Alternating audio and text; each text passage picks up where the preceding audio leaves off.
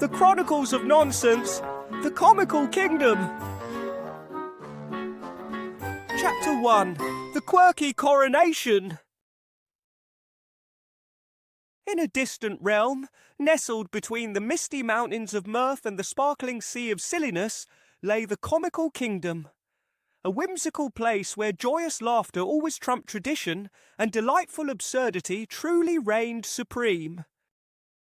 At the heart of this realm was Folly, the beloved court jester renowned for his unmatched talent in eliciting laughter. With his colourful jingling hat, vibrant attire and knack for finding humour in the mundane, Folly was adored by all. His reputation was such that he had been invited to perform at the coronation of the kingdom's new ruler. On the day of the coronation, the castle buzzed with joyful anticipation. Knights juggled their swords, chefs prepared jokes instead of dinner, and even the stern castle guards practiced their best comedic expressions. Folly himself stood poised to be the highlight of the festivities, the pinnacle of jest. Throughout the day, Folly's performance surpassed all expectations. His jokes had the knights chortling, his juggling act left maidens in stitches, and his funny faces even cracked the sternest nobles. Then came the grand finale. With a flourish, Folly produced an ordinary-looking potato from his hat. As he juggled it with a goblet and a rubber chicken, the crowd roared with laughter. But just as he tossed the potato high into the air, an unexpected sneeze erupted from a nearby castle guard. The sudden noise startled a pigeon perched high in the rafters, causing it to swoop down and collide with the airborne potato. The potato, now on an unpredictable trajectory, flew straight towards the soon-to-be king, knocking off his crown mid-ceremony. In a twist of cosmic comedy, the crown landed perfectly on Folly's head, gleaming under the sunlight streaming through the castle windows. In a realm where silliness was revered, this bizarre mishap, a blend of potato, sneeze and airborne crown, was seen as a divine sign. What could be more fitting than crowning the court jester as their king? And so, amid stunned silence and then uproarious laughter, Folly became King Folly, the ruler of the Comical Kingdom. The hall erupted into applause, laughter, and cheers. Knights clapped, maidens laughed, and nobles guffawed. Their initial shock transformed into amusement, and amusement into acceptance.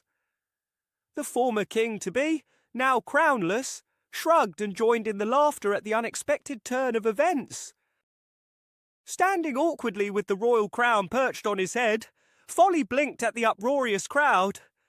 He had spent his life bringing joy through humour, but he never imagined it would elevate him to such a position. It was life's most absurd joke played on him. Amidst the laughter, the kingdom's eldest sage, a wise woman, stepped forward. Raising her walking stick, she called for silence. When the hall hushed, she spoke with a voice that belied her age. In accordance with our laws, where silliness reigns and joy prevails, we must heed the signs before us. Today, through a series of remarkably amusing events, Folly has been crowned. Let it be known that he is our king, King Folly, ruler of our beloved Comical Kingdom. Turning to Folly with twinkling eyes, she added, "May your reign bring even more laughter and happiness to our kingdom, my king." Folly, still coming to terms with the surrealism of the situation, managed a shaky "thank you," which earned another round of laughter from the crowd. As the laughter subsided, Folly felt a gentle tap on his shoulder. It was the former heir, now wearing the jester's hat with a wide grin. "Shall we trade roles, perhaps?" he joked. "I've always wanted to try my hand at juggling." The two shared a hearty laugh, and in that moment, Folly realised that his reign could forge new bonds, where even the most unexpected allies could bring joy and unity to the kingdom. With newfound camaraderie, Folly embraced his destiny, ready to rule with humour and heart. And so began a new era in the Comical Kingdom, a realm where a court jester had become their king by chance, and where this whimsical coronation marked only the beginning of their most extraordinary and hilarious adventures. Looking at the jubilant faces around him, King Folly felt a surge of responsibility as the weight of the crown rested upon him. He hadn't sought this role, but now that he held it, he was determined to ensure that the kingdom remained a beacon of joy, laughter, and a healthy dose of nonsense. In the Comical Kingdom, humour wasn't just a part of life, it was life itself. Under the rule of King Folly, the realm was poised to experience more laughter, more fun, and more absurdity than ever before. The coronation marked the dawn of a new era where every day brought fresh surprises and comedic twists, from knights delivering punchlines with their swords to jesters crafting laws out of jokes. As King Folly navigated his newfound role with grace and wit, the kingdom flourished, drawing visitors from distant lands who sought the unique joy that only the Comical Kingdom could offer. With each passing year, the legacy of Folly the jester-turned-king grew, inspiring tales of mirth and whimsy that echoed through the ages, forever enshrining the Chronicles of Nonsense in the hearts of all who revelled in laughter and embraced the absurdity of life. The Chronicles of Nonsense, The Comical Kingdom. Chapter 2. The Policies of Peculiarity. In the wake of the quirky coronation, the Comical Kingdom buzzed with laughter and gossip. Tales of King Folly's accidental crowning spread far and wide, eliciting giggles and guffaws from every corner. Even the sternest faces struggled to suppress a smile hearing the news. As King Folly adjusted to his sudden rise to the throne, he found himself engulfed in a whirlwind of responsibilities. Scrolls awaited his scrutiny, meetings demanded his presence, and weighty decisions clamoured for his attention. Yet amidst these serious affairs of state, the former jester longed for the carefree days of jests and laughter that once echoed through the castle halls. During one particularly tedious meeting on the kingdom's finances, nostalgia swept over King Folly. He reminisced about the endless merriment, the playful pranks, and the infectious joy that had defined his days as court jester. The stark contrast between those light-hearted moments and his current duties weighed heavily on his heart, sparking a desire to bridge the gap between governance and humour. One fine morning, after a mind-numbing discussion on taxes, inspiration struck King Folly. Why should the administration of the kingdom be devoid of the whimsy that defined its essence? He resolved to pioneer a new approach to governance, one where humour reigned supreme and laughter became law. Lost in contemplation, King Folly wandered through the vibrant gardens, where flowers bloomed in curious shapes and colours that seemed to mirror the kingdom's newfound cheer. Passing fountains that danced with playful abandon, King Folly's spirits lifted. He envisioned a realm where joy flowed as freely as blossoms around him, where every facet of life echoed the whimsical spirit that had always been his trademark. The very next day, King Folly summoned his advisors, a motley crew of jesters, wits and minstrels who had long been his confidants. He unveiled his vision to infuse the kingdom's policies with their trademark humour. The room erupted with enthusiastic agreement, followed by a torrent of imaginative suggestions. "Let's rethink the working hours," proposed Jingle, known for his comedic songs. "Why settle for the mundane 9 to 5 when we could have a whimsical 10 to 3, with an hour dedicated solely to laughter?" "And how about a tax on seriousness?" chimed in Merry, a minstrel. "For every frown, a copper coin. For every sigh, 2. Each suggestion was more peculiar than the last. King Folly, seeing the gleam of excitement in his advisor's eyes, felt a surge of hope. This was precisely what the Comical Kingdom needed. Rules that fostered laughter and promoted joy. And so, they toiled through the night, refining their ideas until the policies of peculiarity took shape. With the first light of dawn, The castle bells rang out, announcing a royal decree. Intrigued citizens gathered in the square before the castle, where King Folly, adorned in his robes and hat, emerged. King Folly cleared his throat, attempting a solemn demeanour that his twinkling eyes betrayed. "Dear citizens of the Comical Kingdom," he began, "I am pleased to announce our new policies, the policies of peculiarity." A murmur of curiosity swept the crowd as King Folly paused for effect. Children perched on their parents' shoulders, elders leaned forward on their sticks, and the castle pets sensed the moment. With a playful wink, King Folly continued, "We believe a hearty laugh is the foundation of a thriving community. Joy will guide us, and laughter will be our law." He read aloud the new policies: rules for laughter breaks, guidelines for joke competitions, and regulations mandating pranks. The decree included taxing seriousness, imposing charges for frowns and grumbles. As King Folly unveiled the policies, the crowd erupted in laughter and cheers. The stern tax collector chuckled, and the stoic captain of the guards doubled over with mirth. The announcement culminated in a royal parade where jugglers juggled, minstrels sang, and jesters performed, transforming a solemn occasion into a festival of frivolity. Yet these policies weren't mere jests. They fostered camaraderie. Laughter was shared, joy communal. Workplaces became more enjoyable. Taxes paid with a smile, and daily routines became opportunities for hilarity. King Folly's policies of peculiarity united the kingdom with humour, turning each day into a celebration of silliness. Thus, King Folly's reign continued, marked by laughter, joy, and a healthy dose of absurdity. His peculiar policies transformed the Comical Kingdom into an even happier place. Work became play, and every challenge was met with a smile and a jest.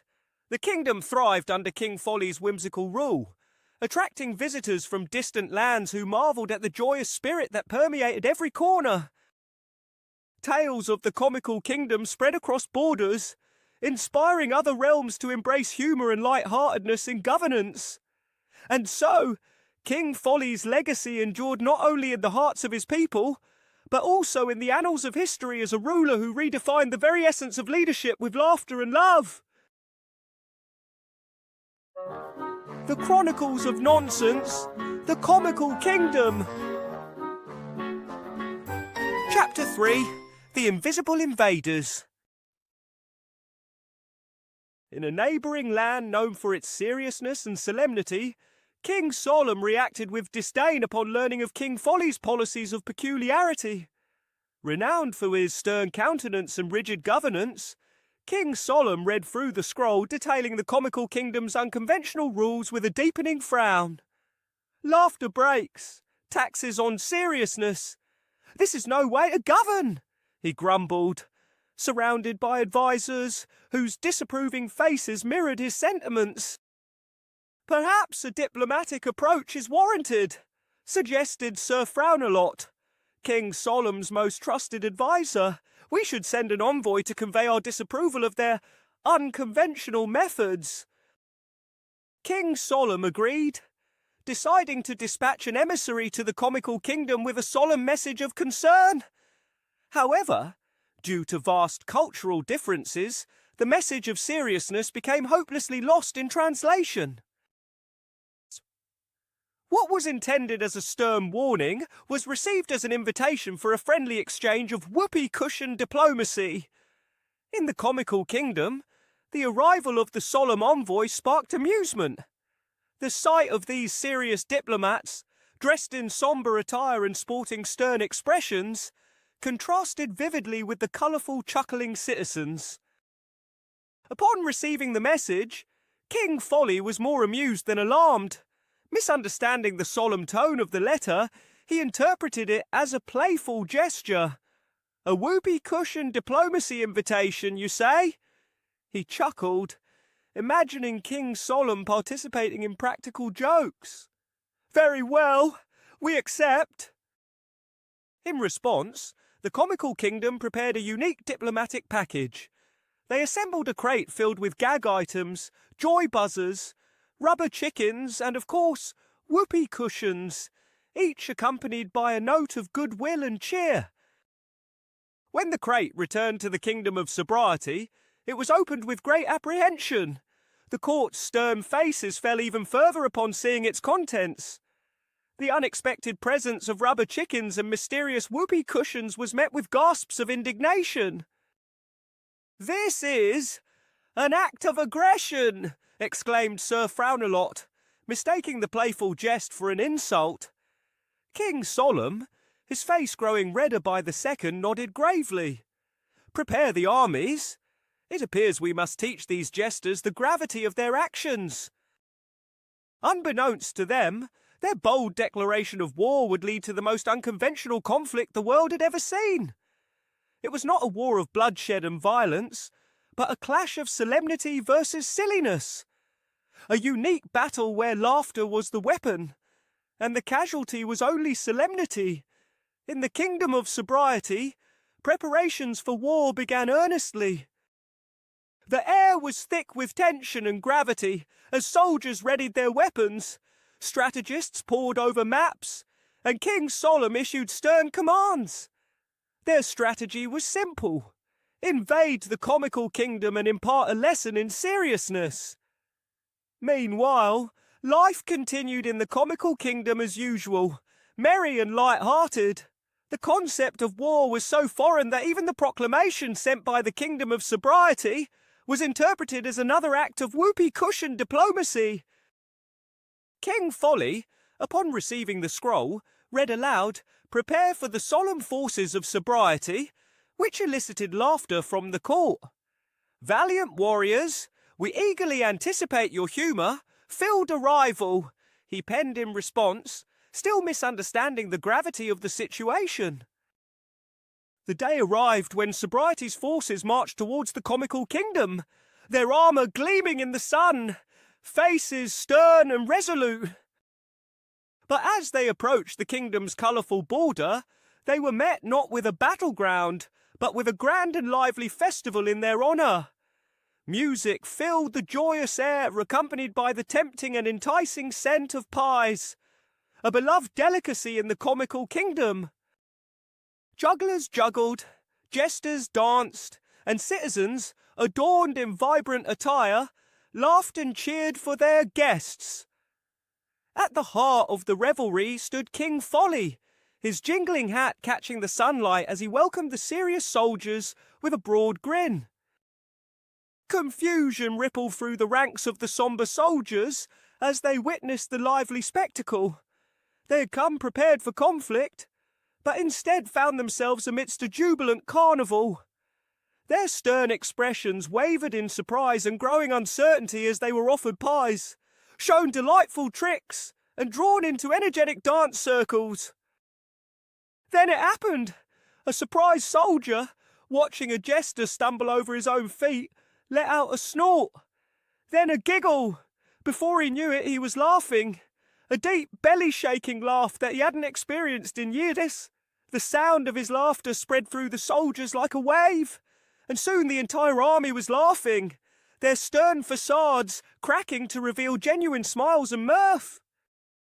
News of the invasion turned celebration reached King Folly, who roared with laughter. "So they sought to wage a war of seriousness, did they?"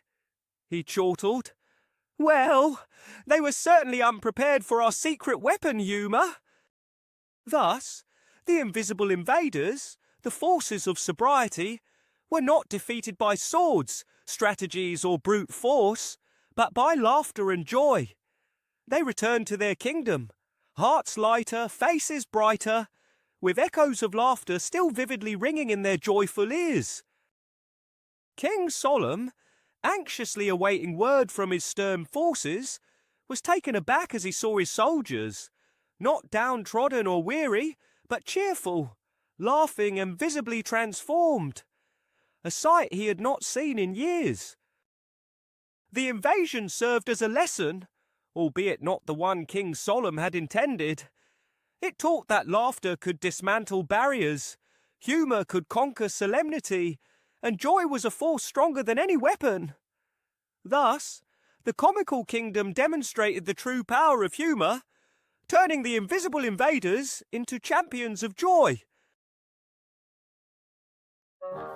The Chronicles of Nonsense, the Comical Kingdom. Chapter 4. The Jester's Journey. In the aftermath of the celebration that transformed Sobriety's invasion into a festive exchange of laughter, life in the Comical Kingdom resumed its rhythms.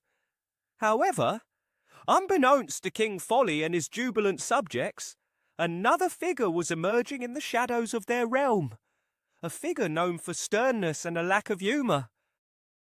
In the Kingdom of Sobriety, amidst the newfound laughter and joy, Count Gloombrow remained immune to hilarity. Renowned for his furrowed brow and stone-faced demeanour, he had not accompanied his countrymen to the Comical Kingdom and hadn't been exposed to its enchanting power of laughter. Observing his king and fellow countrymen embrace humour, Count Gloombrow decided to take matters into his own hands. "I shall journey to the Comical Kingdom myself," he resolved. "I will withstand their absurdities and restore the seriousness that has been lost." With King Solemn's reluctant approval and the bemused yet amused farewell of his fellow citizens, Count Gloombrow embarked on his journey towards the Comical Kingdom. He braced himself for the inevitable onslaught of ridiculousness, prepared to counter their humour with unwavering seriousness. Meanwhile, news of Count Gloombrow's impending visit reached the Comical Kingdom, much to King Folly's delight. Remembering the delightful confusion of the recent invasion, he eagerly anticipated another opportunity for whimsical diplomacy. Upon Count Gloombrow's grand arrival, he was greeted with an extravagant welcome ceremony. Jesters juggled skillfully, musicians played cheerful tunes, and joyful citizens adorned in vibrant attire showered him with bright smiles and hearty laughter. Far from deterring the Count, this outlandish reception only strengthened his unwavering resolve. "Greetings, Count Gloombrow! Welcome to the vibrant Comical Kingdom!" King Folly boomed, dramatically descending grandly from his majestic throne to greet his guest personally. He extended a hand, and as they shook hands, Count Gloombrow received a mild electric shock from a cleverly concealed joy buzzer, prompting roars of uncontrollable laughter from the gathered crowd. Maintaining his stern countenance, Count Gloombrow nodded in acknowledgement. "Greetings, King Folly," he said coolly and firmly. "I'm here to observe and carefully understand your unique way of ruling." "Then observe you shall," declared King Folly, clapping his hands together gleefully. "Prepare for a grand and thrilling tour, Count Gloombrow. You will experience the true essence of our vibrant realm. The laughter, the joy, the silliness, and the overwhelming happiness that binds us together."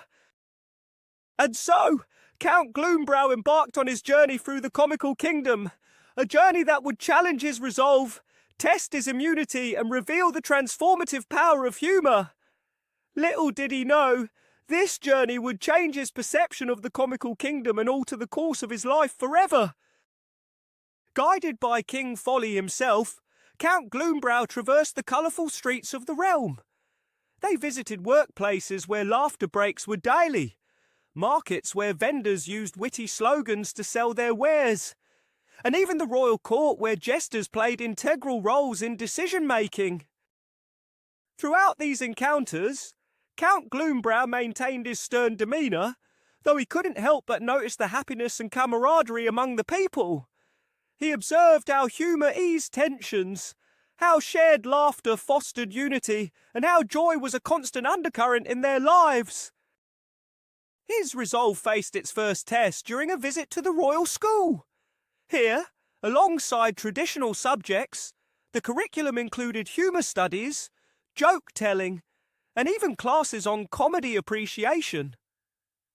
In one such class, a young girl noticed Count Gloombrow's furrowed brow and decided to share a favourite joke. "Why don't scientists trust atoms?" she asked innocently. Seeing his puzzled expression, she giggled and replied, "Because they make up everything." The classroom erupted in laughter, and though Count Gloombrow tried to maintain his stern facade, a small smirk tugged at his lips. As the journey continued, so did the challenge to Count Gloombrow's seriousness. He participated in laughter yoga sessions, attended stand-up comedy nights, and even engaged in a town-wide tickle fight. Despite his best efforts to resist, his stern demeanour gradually softened with each passing day.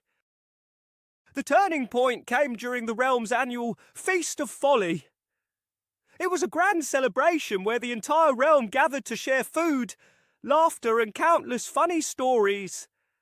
Count Gloombrow, amidst the joy and unity he had witnessed, felt an unexpected emotion stirring deeply within him: curiosity.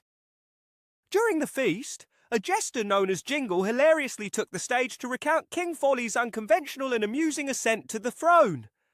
With humour and captivating wit, he reenacted the mishap that led to Folly's coronation, causing the entire audience to erupt in laughter. Watching the spectacle, Count Gloombrow could resist no longer. The stern exterior he had maintained for so long began to crumble, and, much to his own surprise, he found himself chuckling. Before he knew it, he was laughing uncontrollably, a deep, genuine laughter that he hadn't experienced in years. The crowd cheered joyously as they witnessed Count Gloombrow, once widely known for his stern demeanour, finally succumbing to the irresistible charm of humour. Even King Folly, who had been observing the Count closely, clapped him heartily on the back and joined in the jubilant laughter. From that memorable moment on, Count Gloombrow fully embraced the essence of the Comical Kingdom. He laughed, joked, and even participated in their merriment. His transformative journey had begun with a mission to restore seriousness, but ended with a discovery of the unity and boundless joy that humour could bring.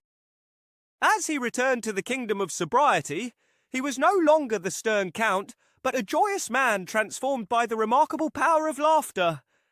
His uplifting story of transformation spread through both realms, further strengthening the bond between the two contrasting lands. The Chronicles of Nonsense, the Comical Kingdom. Chapter 5, The Festival of Follies. After Count Gloombrow experienced a transformation, bonds between the Kingdom of Sobriety and the Comical Kingdom strengthened. Citizens from both realms began visiting each other, sharing their unique cultures. Laughter yoga flourished in Sobriety, while the Comical Kingdom introduced solemn meditation sessions. It was a fusion of sternness and silliness, seriousness and humour. Inspired by these exchanges, King Folly had a splendid idea. Why not celebrate this unity of contrasts? He proposed to his court. Let's host a festival. A grand event that brings together both kingdoms in a display of shared hilarity and newfound sobriety. Thus, plans were set in motion for the inaugural Festival of Follies. It promised to be a grand affair, blending laughter, solemnity, and above all unity. With eager anticipation, both kingdoms prepared for the upcoming festivities. In the Comical Kingdom, jesters crafted their funniest jokes, musicians composed merry tunes, and chefs created sumptuous pies. Colourful banners adorned the streets, and the entire realm buzzed with joyous energy in anticipation of the celebration. Meanwhile, preparations in the Kingdom of Sobriety took a slightly different form.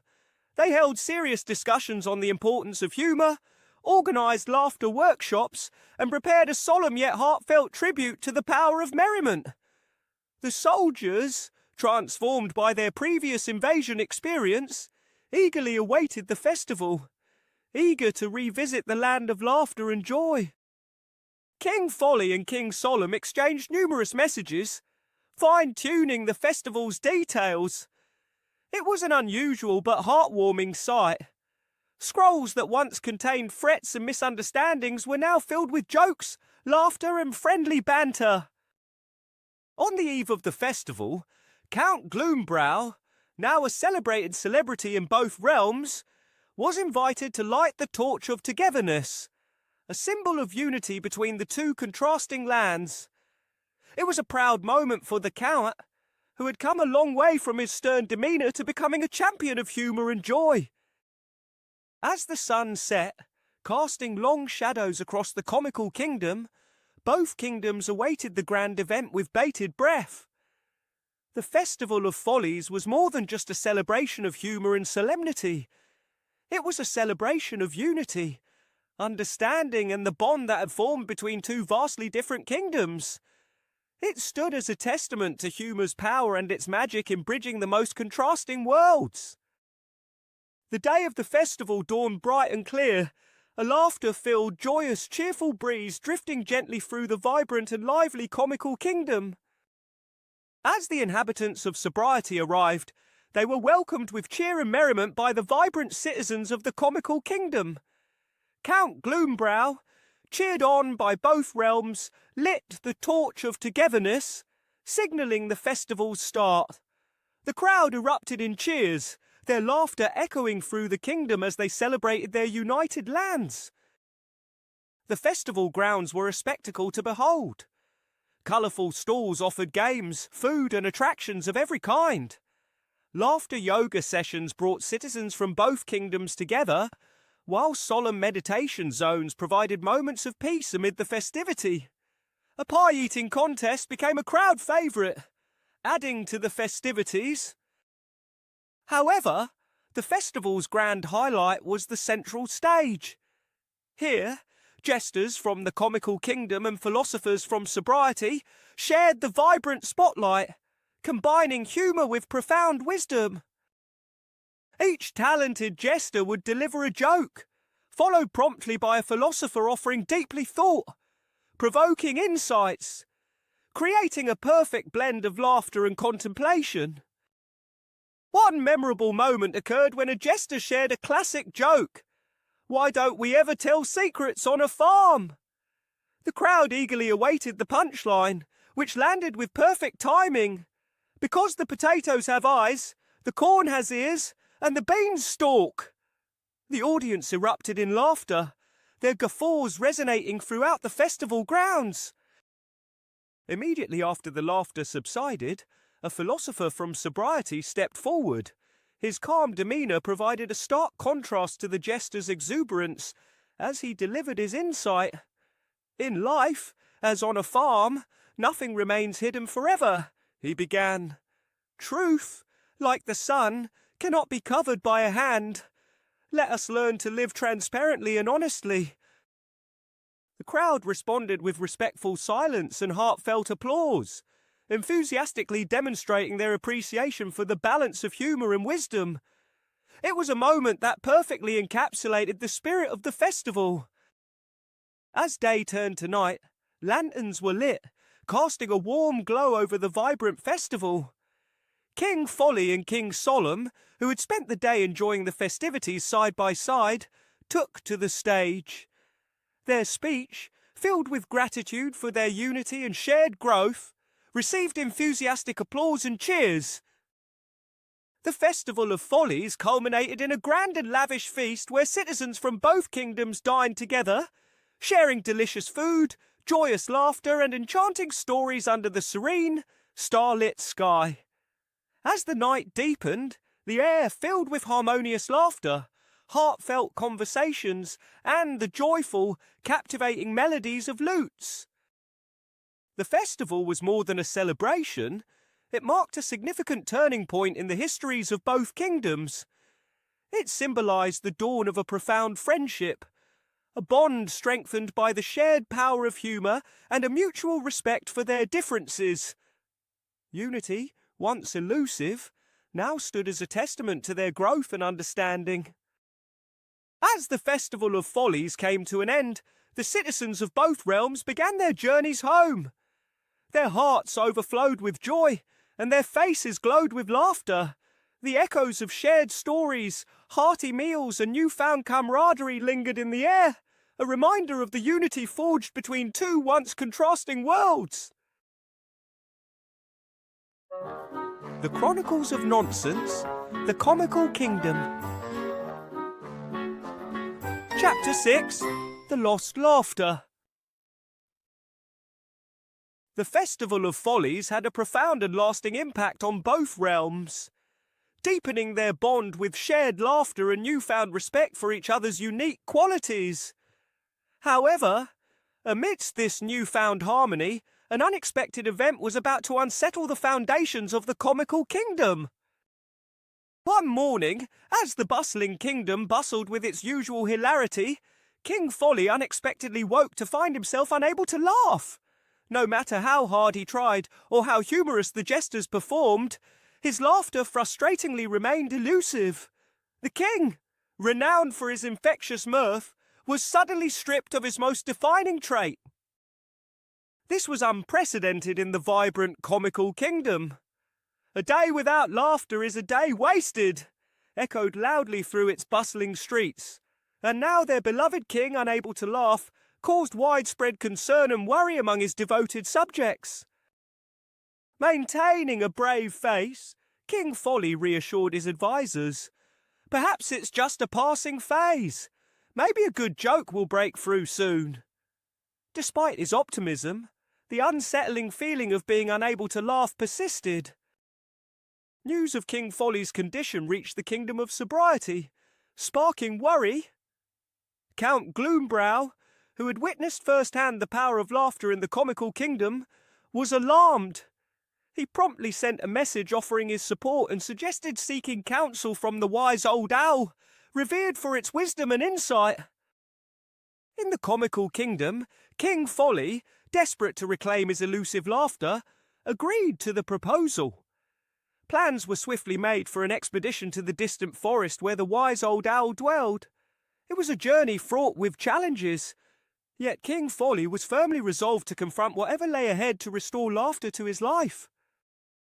As news of King Folly's condition and journey spread, reactions varied among citizens. Some worried, while others expressed faith in their king's ability to overcome this challenge.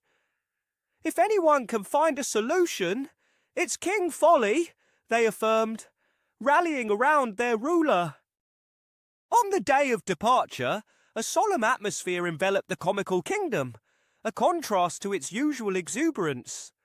Accompanied by trusted advisors and jesters, King Folly set forth toward the distant forest, leaving behind a kingdom holding its breath.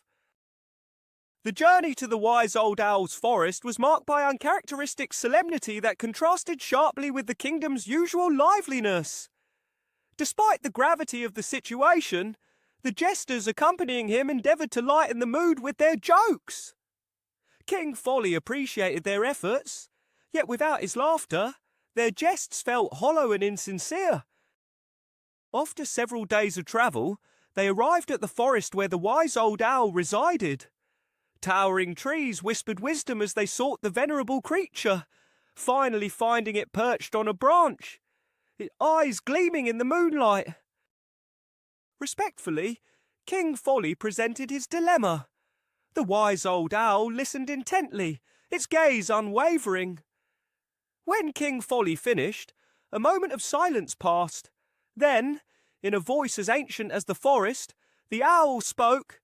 "Laughter is not mere performance, King Folly. It springs from joy and contentment. Have you searched within your heart?" This response caught King Folly off guard. He had been so focused on evoking laughter in others that he neglected his own feelings. The journey back provided him with time to ponder the owl's words. He realised that amidst spreading joy throughout the kingdom, he had forgotten to nurture his own happiness. Upon his return, King Folly shared the wise old owl's wisdom with his people. The kingdom fell silent as they absorbed his words, grasping their profound meaning. Immersed in their pursuit of mirth, they had overlooked the importance of genuine happiness. In the days that followed, the people of the Comical Kingdom opened up about their experiences, sharing stories of times when laughter masked their true emotions. These heartfelt exchanges brought the community closer, fostering bonds of empathy and understanding that transcended mere amusement. It was a poignant reminder that true joy emanates from authenticity and connection, not merely the sound of laughter. Moved by this realization, the Comical Kingdom declared a day of reflection, dedicated to exploring and embracing the joy within. It was a departure from their usual revelry, a day of introspection and contentment. And for the first time since his laughter disappeared, King Folly felt a sense of peace and fulfillment. As the day drew to a close, King Folly's laughter returned as if by magic. It was not forced or contrived. It welled up from deep within his heart. Across the kingdom, joyous laughter echoed, blending into a symphony of jubilation. News of King Folly's recovered laughter quickly reached the Kingdom of Sobriety, bringing widespread relief and heartfelt joy. Count Gloombrow, delighted for his dear friend, promptly sent a congratulatory message, warmly acknowledging the profound and invaluable lesson they had learned. The Comical Kingdom, while still a realm of laughter and unbridled merriment, now embraced a deeper appreciation for authenticity, wholeheartedly ensuring that every laugh resonated from the heart. The Chronicles of Nonsense, The Comical Kingdom. Chapter 7, The Jester's Journey.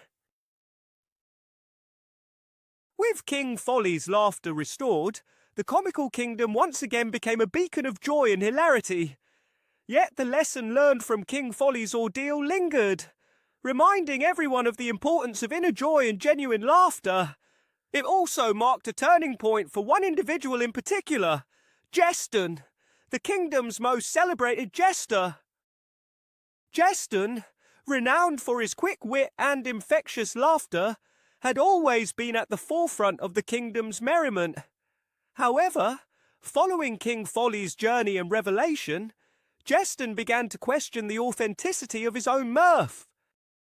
One day, while performing for the lively court, Jeston realised that his jokes felt rehearsed, his laughter forced. The joy he used to feel seemed to be missing. Troubled, he shared his feelings with King Folly, who, having gone through a similar experience, empathised with Jeston's predicament. Encouraging Jeston to embark on a journey of introspection, King Folly inspired him to leave behind the comforts of the court and the familiarity of the Comical Kingdom.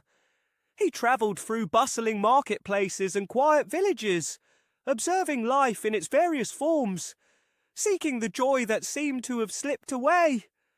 Yet his efforts seemed futile as his laughter remained forced, his jokes uninspired. One evening, Jeston found himself in a small peaceful village at the edge of the Comical Kingdom. Exhausted, he decided to spend the night there. The villagers, upon recognising the famous jester, welcomed him with open arms. They gathered in the village square, expecting an evening of laughter and entertainment. Jeston, although weary and exhausted, didn't want to disappoint them. As he nervously stood in front of the eager crowd, he took a deep breath and began to perform. But instead of the usual laughter, his performance was met with polite smiles. His jokes, which once had the whole kingdom roaring with mirth, failed to elicit the same response from the villagers. Feeling disheartened, Jeston was about to excuse himself when an elderly woman from the crowd stood up. "Laughter isn't just about jokes, young man," she said gently. "True laughter comes from shared joy, from understanding, from a connection with your audience. You're trying to make us laugh with your jokes, but you aren't laughing with us." Her words struck Jeston like a bolt of lightning. He realised that in his quest to be humorous, he had lost the joy of laughter. He had become so focused on his performance that he had forgotten to connect with his audience. That night, Jeston learned a valuable lesson about laughter and connection, marking a turning point in his journey. With newfound clarity, Jeston spent more time with the villagers, immersing himself in their simple, joy-filled life. He shared meals, participated in their daily chores, and joined in their gatherings. He observed their laughter, unpretentious, genuine and shared, and started to feel a change within himself. He learned to laugh with the villagers, not for them. He laughed at shared experiences, simple anecdotes and connections, discovering the joy he had been seeking all along. As he reconnected with his authentic self, Jeston's laughter became more genuine, more resonant. The villagers, too, began to join in, their shared laughter echoing through the village and beyond. Jeston began to incorporate these learnings into his performances. He started weaving stories from the villagers' lives into his act, eliciting genuine laughter and strengthening his bond with the audience. His performances became more engaging, more heartfelt, profoundly genuine, refreshingly authentic, and certainly more entertaining.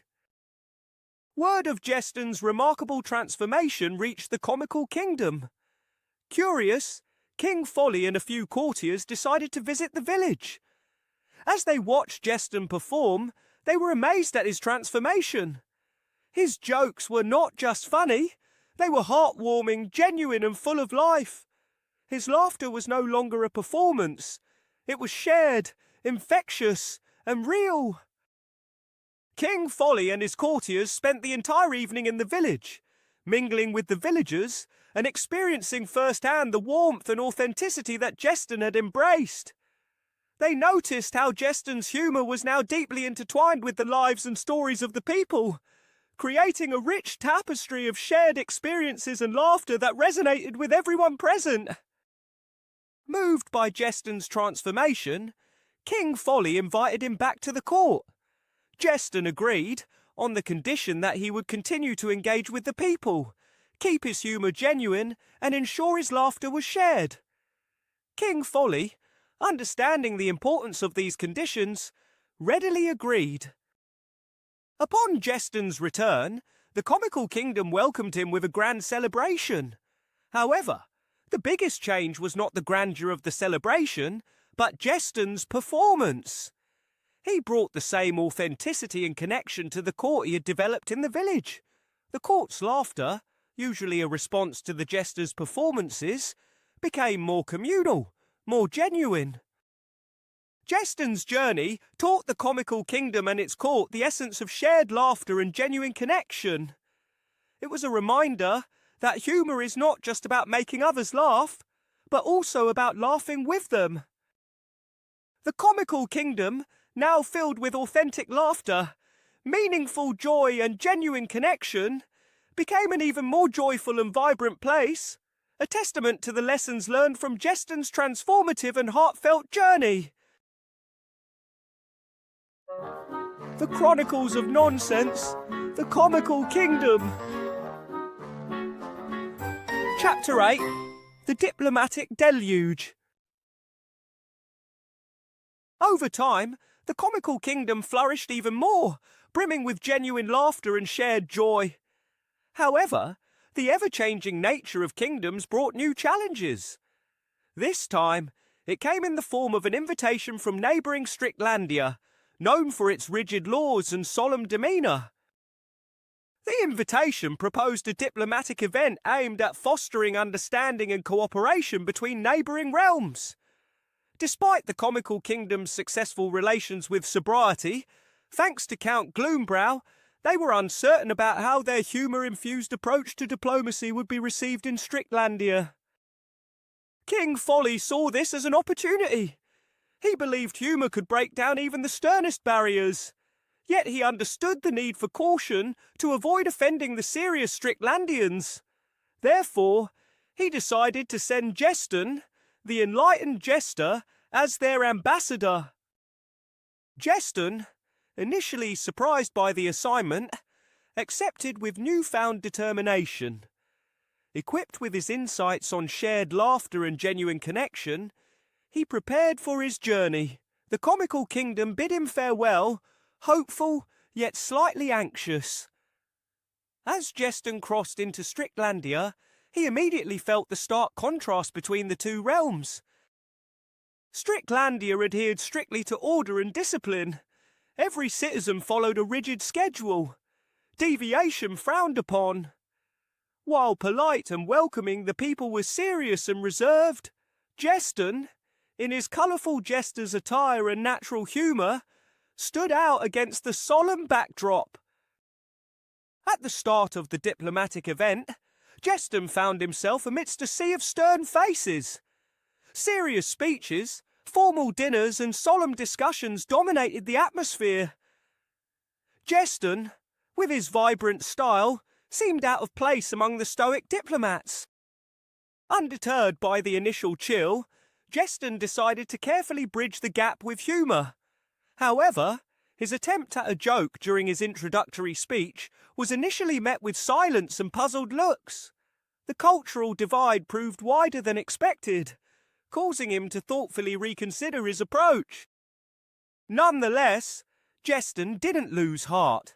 He recalled the wise words of the village elder about shared joy and connection. Understanding the importance of comprehending Strictlandia's people, before attempting humour, he observed their routines, conversations and interactions. He discovered that beneath their serious exterior, Strictlandians took pride in their work, found satisfaction in order and cherished community bonds. Rather than impose his comedic style, Jeston chose to adapt. He learned their traditions, respected their punctuality, and engaged with their structured way of life. In subsequent diplomatic meetings, Jeston incorporated his newfound understanding into his interactions.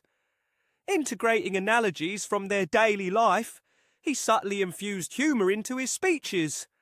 His humour ceased being an imposition and mirrored Strictlandia's nuances. Gradually, stern expressions softened. Polite smiles turned into chuckles, and laughter echoed through the halls. Jeston succeeded not by imposing the Comical Kingdom's humour, but by respecting and reflecting Strictlandia's culture. His speeches became the highlight of meetings, with Strictlandians eagerly anticipating his unique blend of humour and insight. As the diplomatic event concluded, the Comical Kingdom's envoy fostered a relationship with Strictlandia and brought laughter to their faces. Jeston returned to a hero's welcome in the Comical Kingdom, sharing tales of Strictlandia's stern yet warm-hearted people. King Folly beamed with pride at Jeston's achievement. They celebrated with a grand feast, where laughter and cheer resounded throughout the kingdom.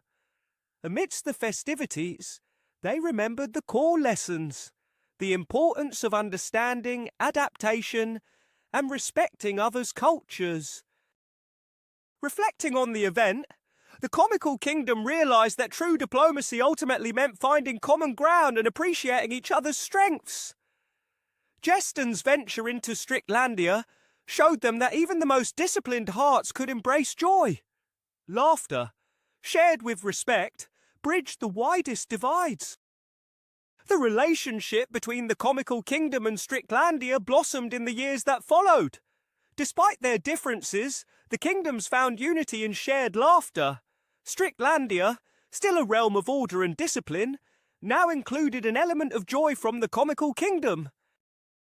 Jeston's successful diplomatic endeavour demonstrated his evolution from jester to laughter ambassador, a transformation celebrated in the Chronicles of Nonsense. His journey continued to inspire cultural exchange and understanding between realms far and wide, fostering friendships built on mutual respect and shared humour. And so, with each passing year, the Comical Kingdom continued its joyous journey, spreading laughter not just within its borders, but across the realms. The lessons learned from Jeston's venture into Strictlandia became a cornerstone of their diplomatic philosophy, proving that genuine laughter could indeed bridge the widest divides and unite hearts in ways previously unimaginable. The Chronicles of Nonsense, The Comical Kingdom. Chapter 9. The Mirthful Revolution. Jeston returned triumphantly from Strictlandia, igniting a remarkable cultural renaissance within the Comical Kingdom, where humour evolved from entertainment to a powerful and enduring language of connection and diplomacy. It became a defining element of their identity, setting them apart. This burgeoning interest in humour spurred the emergence of diverse groups dedicated to various comedic forms. From pun artisans to satirical scribes, each enriched the kingdom's comedic landscape, infusing every corner with laughter and camaraderie. Amidst this cultural awakening, the kingdom eagerly delved into its historical archives, uncovering an ancient manuscript authored by its founders. This text extolled the virtues of humour, blending philosophical musings with comedic wisdom, though its language posed a significant challenge for modern comprehension. Who better than Jeston to unravel its secrets? The jester turned cultural ambassador embraced the task with fervour. Collaborating with scholars, Jeston deciphered the text's essence, striving to preserve its charm while making it accessible to all. His approach blended scholarly rigour with his wit, turning the translation process into an engaging journey of discovery. In his translation efforts, Jeston encountered passages that not only illuminated the kingdom's comedic history, but also revealed forgotten comedic techniques and philosophical musings. These insights weren't just academic exercises, but resonated deeply with the citizens. As Jeston shared these revelations with humour guilds and scholars alike, excitement spread throughout the kingdom. Citizens eagerly gathered in town squares and taverns, discussing and debating the implications of each newly translated passage. Anticipation mounted as Jeston unveiled snippets of the text. Citizens awaited its insights eagerly, ready to embrace its teachings with laughter and understanding. This scholarly endeavour marked the beginning of a mirthful revolution, revitalising their appreciation for humour and enriching their cultural heritage. Jeston's dedication extended beyond translation. He unearthed forgotten comedic forms embedded within the text. From intricate wordplay to satirical poetry, these ancient arts found new life under Jeston's tutelage. He shared these discoveries with the kingdom's humour guilds, igniting a resurgence of creativity and laughter across the land. The culmination of Jeston's efforts arrived with the grand presentation of the fully interpreted text. Gathered in the kingdom's largest square, citizens listened intently as Jeston wove together wisdom, humour and history. His narrative captivated hearts, evoking laughter that echoed through the crowd. In that moment, the Comical Kingdom rediscovered not only its comedic roots, but also a deeper unity forged through shared laughter and cultural pride. Reflecting on this transformative journey, Jeston acknowledged the collective effort that had brought them to this milestone. Scholars, humorists and citizens alike had joined hands to revive and celebrate their heritage. The mirthful revolution had succeeded in redefining their cultural identity, leaving the kingdom vibrant, connected and resilient. As the echoes of laughter filled the air, Jeston stood amidst the jubilant crowd, his heart swelling with pride and gratitude. He knew that beyond the pages of the ancient text, a new chapter had been written, one where humour united not just the Comical Kingdom, but also inspired neighbouring realms. From Strictlandia to distant lands, tales of their mirthful revolution spread, sparking curiosity and admiration. In the years to come, jesters would tell the tale of Jeston the Jester who, with wisdom and wit, had brought laughter back to the Comical Kingdom and shown the world the transformative power of humour. As the sun neared over the kingdom, casting a golden hue over the festivities, Jeston knew their laughter would endure, a beacon of joy and unity in a world that often forgot the magic of genuine mirth. Standing amidst the jubilant crowd, Jeston felt a profound sense of fulfilment. The once sceptical Count Gloombrow, now a staunch advocate of laughter, stood by his side, a testament to the journey they had taken. Beyond the kingdom's borders, neighbouring realms looked on with admiration, inspired by the Comical Kingdom's example of embracing humour as a force for unity. As Jeston gazed out over the sea of smiling faces, he realised that their mirthful revolution had not just revitalised their own kingdom, but had sown seeds of laughter that would ripple across the world. In every heartfelt chuckle and shared joke, he saw the promise of a future where humour bridged divides and brought people together in laughter, reminding them of the joyous bonds that transcended differences. With a contented sigh, Jeston knew that his work was far from over.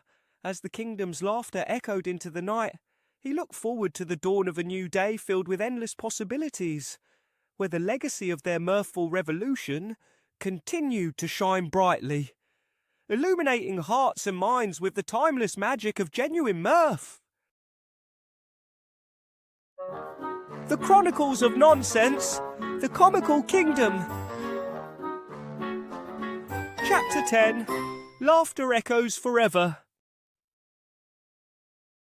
The mirthful revolution had reshaped the joyful and vibrant essence of the Comical Kingdom, where humour and laughter had transcended mere entertainment to become integral to its rich cultural fabric. This remarkable transformation was chronicled in the Chronicles of Nonsense. As time marched on, change loomed over the Comical Kingdom once more.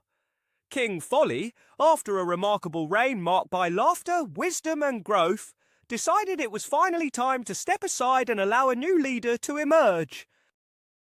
The announcement stirred mixed emotions throughout the joyous and vibrant kingdom. King Folly, renowned for his humour and charismatic leadership, had overseen pivotal moments like Jeston's inspiring transformation, diplomatic breakthroughs with neighbouring lands, and the cultural renaissance sparked by humour. The kingdom pondered its uncertain future without his guiding laughter. To ease concerns, King Folly declared that his successor must embody the spirit of the kingdom, someone who understood the profound role of laughter and had contributed significantly to its journey. Without surprise, and to the kingdom's delight, Jeston was named as his successor. Jeston, the jester turned ambassador of laughter, was deeply moved by the honour. His path from entertainer to leader had been as unlikely as it was inspiring, a testament to the power of humour and authenticity. Yet the road ahead was daunting. Leading a kingdom built on humour demanded steadfast dedication. With King Folly's support and the kingdom's affection, Jeston accepted the mantle. His coronation was a jubilant affair, filled with laughter, performances, and heartfelt speeches. The kingdom welcomed its new king with open arms and resounding cheers, heralding a new era for the Comical Kingdom. As Jeston assumed his role, he brought with him wisdom accumulated over the years. He ensured that humour remained at the heart of the kingdom's decisions and actions. Jeston nurtured comedy troupes, upheld teachings from ancient texts, and continued fostering relationships with neighbouring realms through humour. His reign was characterised by joy, communal spirit and mutual respect, reinforcing the Comical Kingdom's distinctive identity. Under Jeston's leadership, the kingdom flourished, its laughter resonating far and wide. It entered a golden age of prosperity and happiness. Amidst the revelry, an important lesson endured. Throughout his reign, Jeston deepened the kingdom's appreciation for humour as a tool for communication, connection, and governance. His speeches were infused with wit and wisdom, blending humour seamlessly into every decision, policy, and proclamation. One day, a neighbouring kingdom, known for its seriousness and austerity, sought Jeston's counsel. They faced internal discord and believed that humour could unify their people and restore harmony. Jeston, true to his role as laughter's ambassador, accepted the challenge eagerly. Arriving in the neighbouring kingdom, Jeston encountered stern faces and sombre silences. Undeterred, he engaged with the people, immersed himself in their culture, and learned their traditions, much as he had in other lands. Gradually, he introduced humour into conversations and addresses, respectfully and subtly. His efforts bore fruit as smiles replaced solemn expressions, and laughter broke the oppressive silence. The neighbouring kingdom, once characterised by severity, embraced the joy of laughter. News of Jeston's success spread across realms, prompting more requests for his diplomatic touch. Jeston journeyed far and wide, spreading laughter and demonstrating humour's transformative power. Each realm he visited bore witness to the Chronicles of Nonsense, unfolding as an epic saga of laughter and diplomacy. Back in the Comical Kingdom, Jeston's exploits were celebrated with great fervour. His tales of humour diplomacy were recounted with immense pride, offering invaluable lessons for the kingdom's bright future. Under Jeston's wise and humorous rule, the kingdom thrived, its joyous laughter reaching farther than ever before. Jeston's leadership saw the kingdom evolve, spreading unparalleled joy, forging lasting connections, and enriching the Chronicles of Nonsense with new chapters. The kingdom, with its unique blend of humour and sagacity, shone brightly as a beacon of joy, teaching the world the transformative power of laughter and the enduring value of humour. As Jeston's reign continued, his legacy grew beyond the borders of the Comical Kingdom. Leaders from distant lands sought to emulate his approach, integrating humour into their governance and diplomacy. The Chronicles of Nonsense became not just a record of Jeston's rule, but a manual for future generations on the transformative potential of laughter. For Jeston, his journey from jester to king was not just a personal triumph, but a testament to the enduring spirit of the Comical Kingdom. With each passing year, as laughter echoed through its streets and corridors, it was clear that Jeston had not only led his people with laughter, but had also woven a legacy that would resonate through the annals of history. The Chronicles of Nonsense, with Jeston's saga at its heart, stood as a lasting tribute to the kingdom's legacy, its reverence for humour, and its dedication to spreading joy. It affirmed that in a world often clouded by seriousness, strife, and overwhelming challenges, laughter truly echoes forever, reminding all who hear it of the boundless power of joy, mirth, and unity.